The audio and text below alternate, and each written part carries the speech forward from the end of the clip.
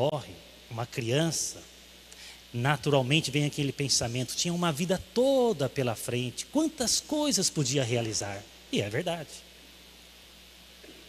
Ela também é perda, porque perde-se alguém que se ama, perde-se a dádiva da vida, é prejuízo. E é vista como fim, porque é o fim da esperança. Enquanto alguém está lá no hospital, às vezes meses internado, nós estamos orando, enquanto a vida há esperança. E deste modo, quando a morte chega, é o fim da esperança, é o fim de uma história pessoal, é o fim de uma existência, pelo menos terrena.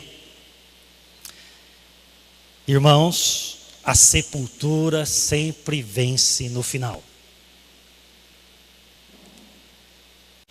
Mas isso não é tudo que a Bíblia diz sobre a morte. Se fosse tudo, era desesperadora a nossa vida. Era melhor, como mesmo Jó disse, que minha mãe tivesse me abortado. Não vale a pena nem nascer. Se resumisse a isso. Abra sua Bíblia comigo, lá no livro de Hebreus, capítulo 2.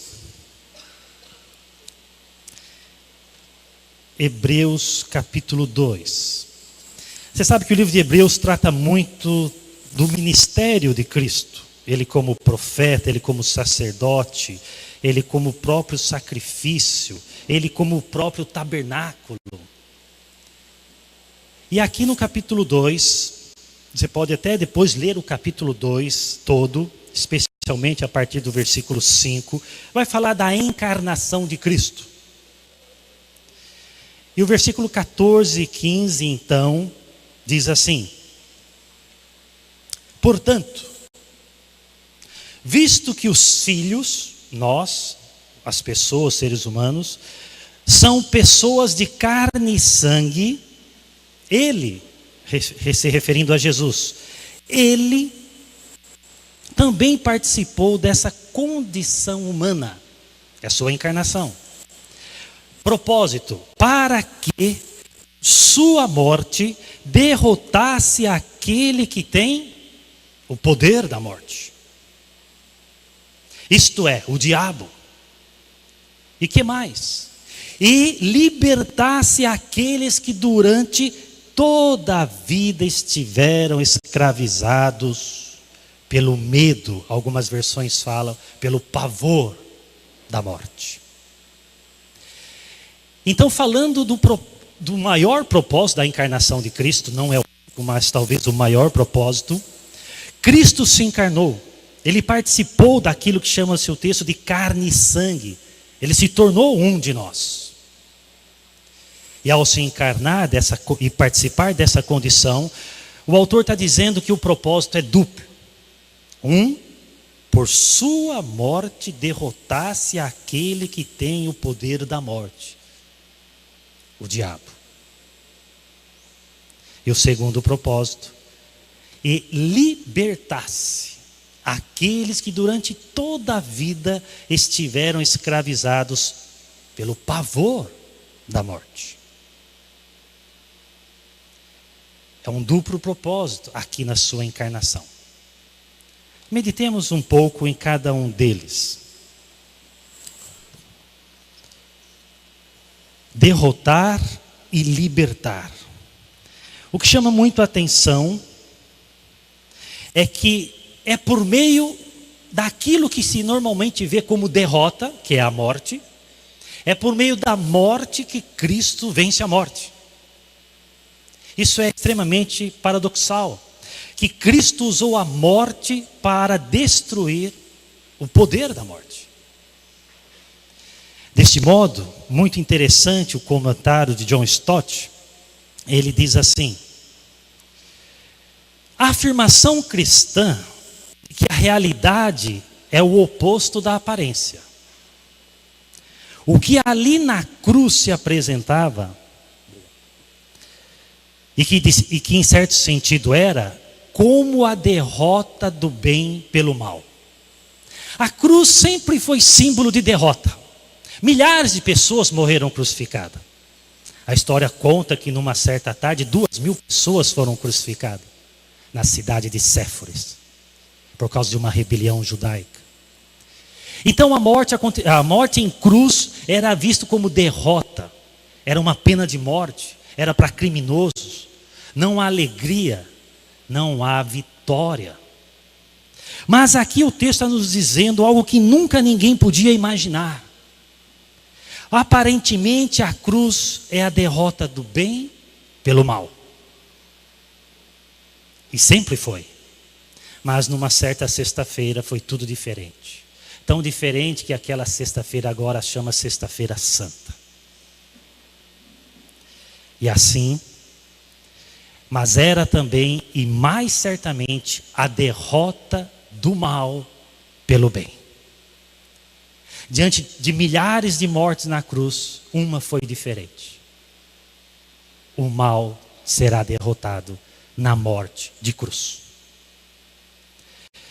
Assim continua o comentário. Vencido ali, Jesus, vencido ali, ele na verdade havia vencido. Excelente frase. Os discípulos nem compareceram na crucificação, exceto João, para consolar Maria, porque Jesus estava sendo derrotado. As trevas entenderam assim, o diabo entendeu assim, Pilatos entendeu assim, e todos os líderes judaicos que tramaram a morte de Cristo.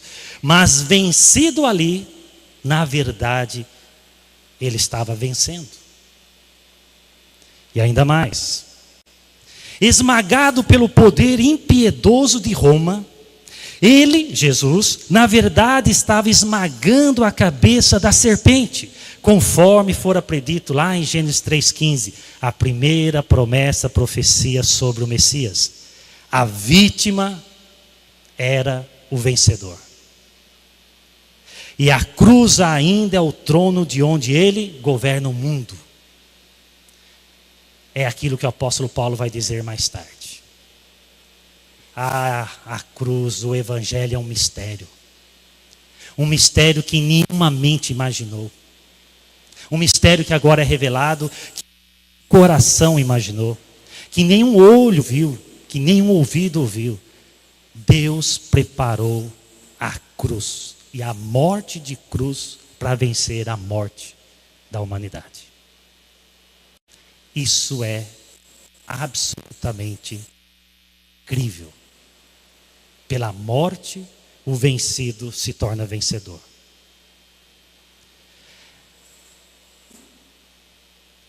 Um outro escritor, não é teólogo, mas é um jornalista cristão, ele diz assim: na alquimia suprema de toda a história, Deus tomou a pior coisa que poderia acontecer. Qual é a pior coisa que poderia acontecer? A espantosa execução do filho inocente. Esse é o pior dia da história que Deus transforma. Deus, na sua suprema sabedoria, Ele transformou numa vitória definitiva sobre o mal e a morte. O pior dia da história. Continua. Foi um ato de habilidade sem precedentes. Ninguém podia imaginar isso. Que transformou o projeto do mal, pondo-se a serviço do bem.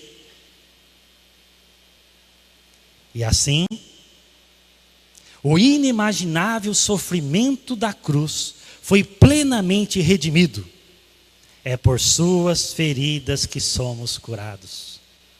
Por sua fraqueza que somos fortalecidos. Excelente comentário. É isso que ninguém imaginou. É isso que os discípulos não entendiam quando Jesus dizia: eu vou entregar a minha vida. Não pode ser que um Messias vai ser crucificado e derrotado. mas é naquilo que é visto como derrota que a vitória será proclamada. A morte é o rei dos terrores, mas Jesus é o rei do universo. Ele transforma o pior dia da história na melhor notícia de toda a história. Cristo vence a morte. Deste modo, nós podemos repetir as palavras de um grande teólogo do passado. Isso é a morte da morte na morte de Cristo. Isso é o título de um livro de alguns séculos atrás. A morte da morte lá na cruz, lá na morte de Cristo. Nem os profetas imaginavam, mas o plano de Deus é sempre incrível, sempre surpreendente. Tudo foi preparado pela sabedoria e soberania divina. Tudo foi preparado para que o Filho eterno derrotasse a morte em sua morte. Judas, líderes judaicos, fariseus, saduceus, sacerdotes, o Império Romano, Pôncio Pilatos, tudo estava de acordo com o plano soberano de Deus. É como Pedro prega depois do Pentecostes. Vocês mataram o autor da vida, mas tudo aconteceu conforme o plano pré-estabelecido de Deus. Surpreendente que na morte ele vence a morte. É quando Jesus disse: ninguém tira a minha vida.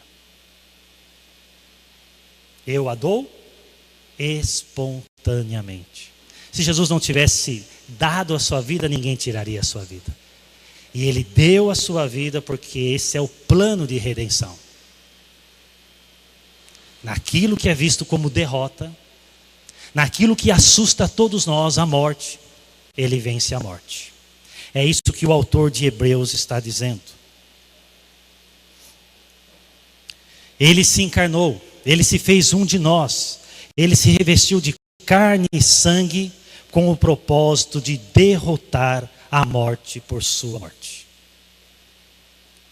E diz mais o texto: e também libertasse aqueles que durante toda a vida estiveram escravizados pelo poder da morte. Derrota e liberdade. Pega a sua Bíblia e abra num texto paralelo que ajuda a entender um pouco mais. Aqui é 2 Timóteo capítulo 1, versículo 10. O apóstolo Paulo vai falar da morte de Cristo também. E ele diz: Cristo Jesus, pegando já uma metade do versículo, ele tornou inoperante a morte.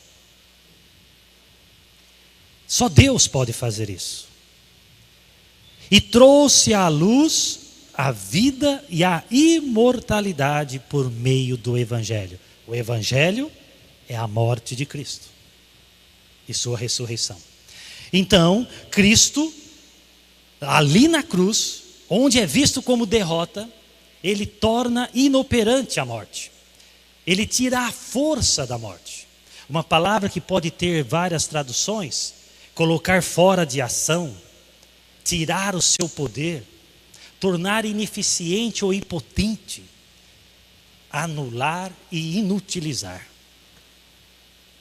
Olha o que Jesus fez ao morrer. Na aparência derrota, ele torna a morte inoperante. Ó morte, você assusta mais. Vou dar essa fé, essa coragem diante da morte para todos aqueles que confiam em mim. É isso que Jesus fez na cruz. Ainda aproveitando o meu amigo John Stott, e ele comenta assim: Paulo compara a morte a um escorpião, do qual se arrancou o ferrão, e também a um comandante cujas tropas foram vencidas. O que é um escorpião sem o ferrão? Não assusta. Uma criança pode pisar no escorpião sem ferrão. O que é um grande comandante, mas com seu exército derrotado? Não assusta. Não põe medo. Não precisa temer. Perdeu a sua força, a sua capacidade de destruir e assustar. E aí, citando o apóstolo Paulo, o apóstolo pôde, portanto, levantar sua voz numa santa ousadia, como que olhando nos olhos da morte, e dizer: onde está, ó morte, a tua vitória? Onde está, ó morte, o teu aguilhão, a sua capacidade de ferir, de machucar, de assustar? Porque Cristo destruiu o poder da morte. Quem é que pode falar isso para a morte? Em Cristo, por causa de Cristo. Podemos falar isso. E nem o diabo, nem o pecado, e tampouco a morte foram aniquilados. Ainda não. Mas pelo poder de Cristo, a tirania de cada um deles foi destruída. De forma que os que estão em Cristo estão em liberdade. Cristo nos livra do pavor da morte. Cristo nos livra, não precisamos mais baixar a cabeça para a morte, nos curvarmos. Podemos dizer como o apóstolo Paulo, porque o que o apóstolo Paulo diz é com base no que Cristo fez. Ó morte, você não me assusta mais. Nem a mim, nem meus familiares, por causa de Cristo.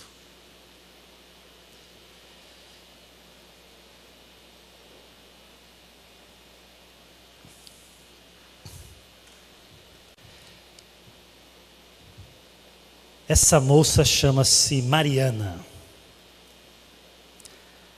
Mariana tem 28 anos, é evangélica. Seus pais são missionários. Mariana luta contra um câncer. Luta dura, uma luta que já se arrasta por meses. Não é fácil deixar o seu quarto por um leito de hospital. Não é fácil, na flor da idade, parar tudo para cuidar da saúde.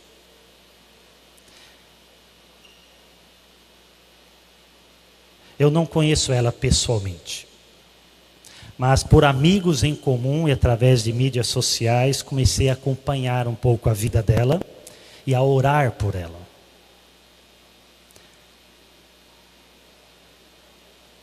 Um dia a sua mãe posta o que ela disse lá no hospital. As pessoas dizem que tenho suportado tudo porque amo a Cristo. Mas não é assim. É o contrário. Aqui estou porque Cristo me ama e Ele me dá o suporte para aguentar tudo. Isso já depois de muitos meses. E muito fraca, debilitada, já sem seus cabelos longos. E daí ela diz ainda: estou tão cansada, sonho em ver o anjo entrando por esta porta do hospital, me estendendo as mãos e me chamando para deixar esse corpo doente e finalmente ir para casa.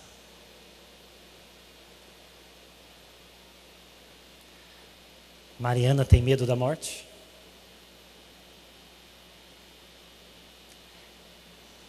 ela está vendo a morte, não que a deseje, mas como uma boa notícia para o estado que ela se encontra. Ela não tem pavor da morte. Ela não teme o que está além do túmulo. A verdade do texto, ela sempre é prática. Ou você não crê nas Escrituras. Se crê, é prática. Se crê, influencia a nossa vida. Eu não vejo a hora de deixar esse corpo doente e não ir para a casa dos pais, ir para a casa eterna.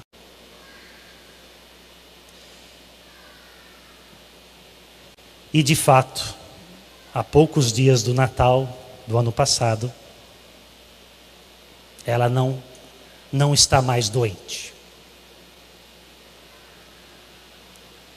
Ela está mais viva do que todos nós, em plena vida. A sua mãe, depois de uns dias,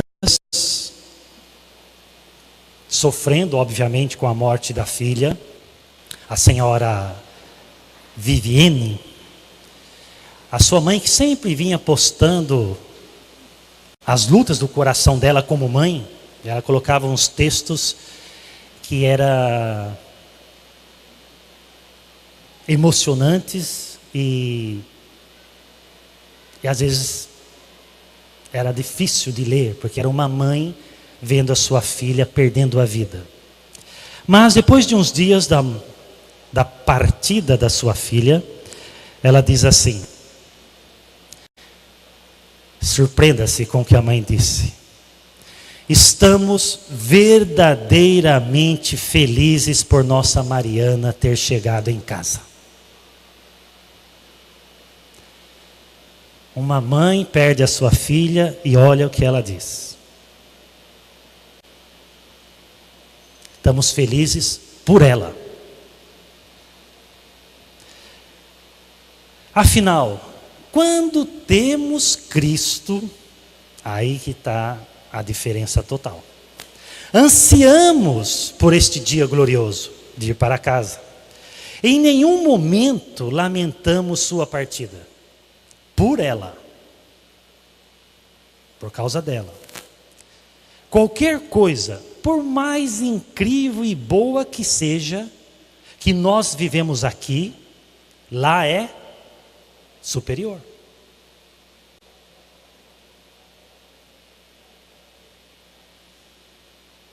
Não dá para lamentar.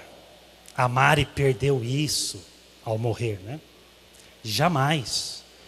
Tudo lá é sempre incomparavelmente melhor. O que lamentamos é a falta que ela faz para nós. Quando eu penso nela e onde ela está, eu fico feliz por ela. É uma mãe que não tem medo da morte por causa de Cristo. E por fim, cada dia em que passa, ansiamos mais ir para o nosso lar. O grito da alma é: Maranata, vem Senhor Jesus. É isso que Cristo fez. Tirou a força da morte. Tornou a morte inoperante. Cristo se encarnou para tirar a nossa culpa, para nos substituir na cruz. Cristo se encarnou para derrotar a morte e para nos libertar do medo da morte.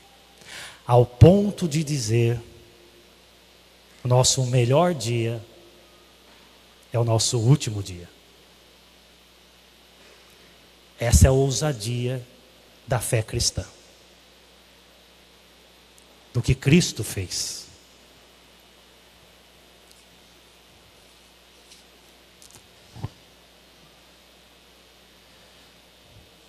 O grande teólogo Martinho Lutero mais ou menos uns 500 anos atrás, diz assim: ocorreu que a morte se equivocou e o diabo foi derrotado no matar.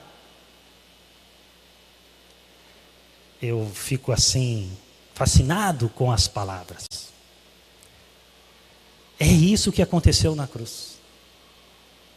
O diabo foi derrotado no matar. Cristo nos libertou do diabo. Não que ele não exista mais, mas que ele não mais seja temido. Não precisamos temer. Não, da mesma forma, acerca da morte. Não que ela não exista mais, mas que a morte não seja mais temida. Você não precisa ficar apavorado, ansioso, perder o seu sono, ou viver num luto por alguém que partiu, que deixa você sem forças. Daqui em diante, o cristão não tem mais nada do que se apavorar, nem na vida atual, nem na futura. Amém? Cristo tornou inoperante a morte. Cristo nos livra do pavor da morte. Diante de muitos textos, podemos lembrar do que Jesus disse: na verdade vos digo, quem ouve a minha palavra e crê naquele que me enviou, já tem a vida eterna. E não entrará em condenação. Isso já aconteceu, já passou da morte para a vida. Nós já estamos vivos em Cristo, já temos a vida eterna em Cristo, já sabemos para onde vamos em Cristo. E se lá é incomparavelmente melhor, para que o pavor?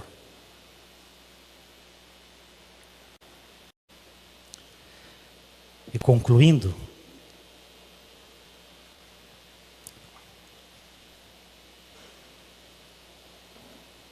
essa nossa irmã, já falecida há uns quase 50 anos atrás, se você nunca ouviu falar de Helen Keller, procure saber sobre ela.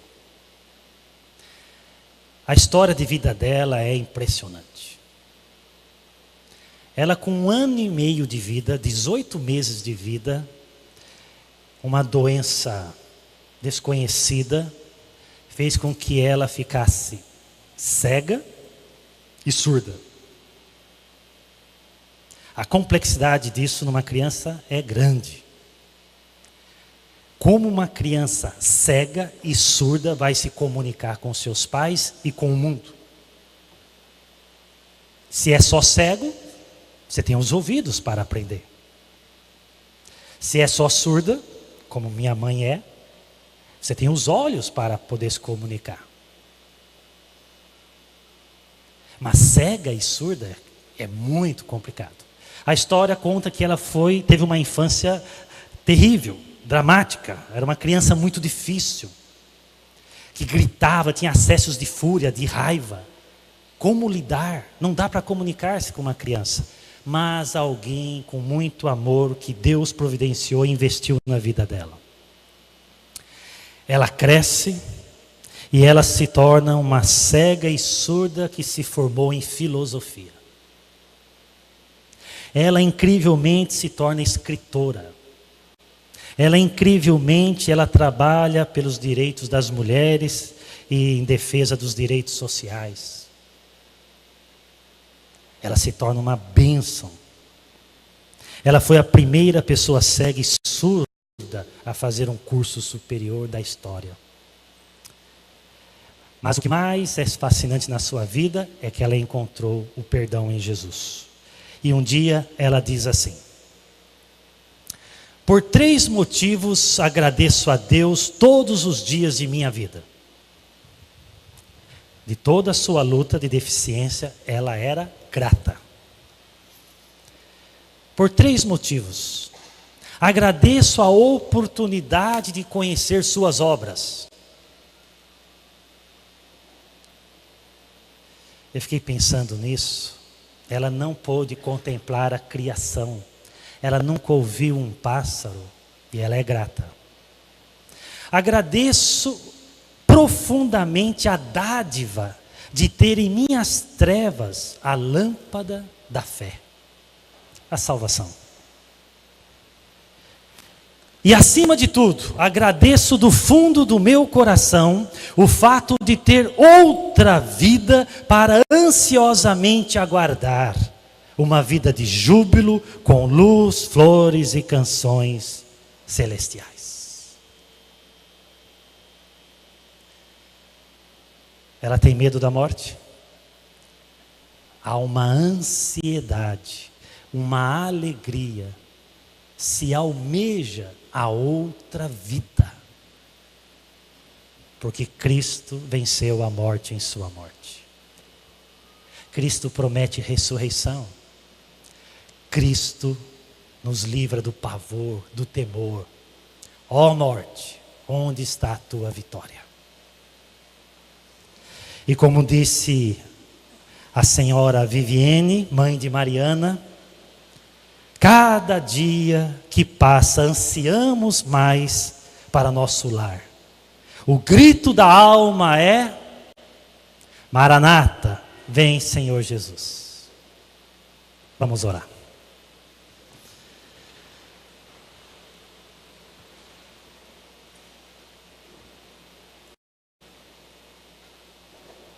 Ó morte, onde está a tua vitória? Junto com o apóstolo Paulo, a Deus podemos dizer isso, por causa da cruz de Cristo. A pior coisa que pode acontecer na vida, não precisamos ter medo. Porque o Senhor nos libertou do pavor da morte. Ó Deus, abençoe cada coração nesta manhã. Tem alguém no nosso meio com medo da morte, que não sabe para onde vai, que tem insegurança. Que o seu Santo Espírito transforme esse coração e liberte essa vida do pavor da morte.